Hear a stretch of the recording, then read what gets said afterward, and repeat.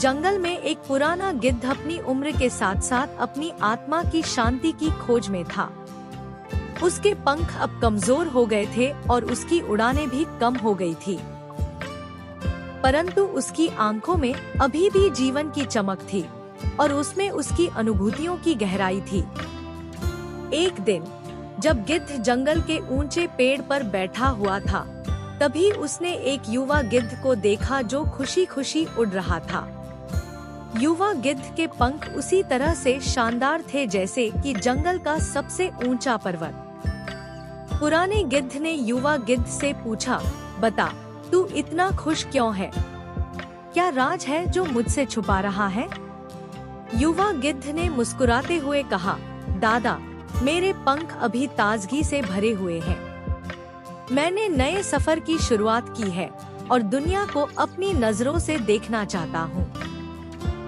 पुराने गिद्ध ने दीर्घकाल सोचा और फिर कहा, बेटा, जीवन एक अनंत सफर है। यह उड़ान तुम्हें नई दुनिया की ओर ले जा सकती है, पर यह तुम्हें अपनी आत्मा के साथ भी मिला सकती है। उसने फिर जगह दिखाई जहाँ एक विशाल पुराना पेड़ था। गिद्ध ने कहा, इस पेड़ को देखो, यह अनगिनत वर्षों से यहाँ है और हर समय यह नए पत्ते, नई शाखाएं और नया जीवन दे रहा है। तुम भी अपने जीवन को इस तरह से बढ़ावा दे सकते हो। युवा गिद्ध ने गहराई से समझा और उसने ध्यान लगाया।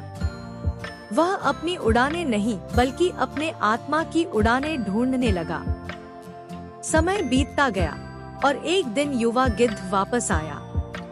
उसकी आंखों में नई चमक थी, लेकिन उसके पंख अब भी वही थे। पर उसका मन शांत था और वह अपने दादा के पास गया। युवा गिद्ध ने कहा, दादा, अब मैं समझता हूँ कि जीवन का सफर उड़ानों से नहीं बल्कि आत्मा के उड़ानों से है। पुराने गिद्ध ने मुस्कुराते हुए कहा, तुम्हारी आंखों में एक नई उम्मीद दिखती है, बेटा।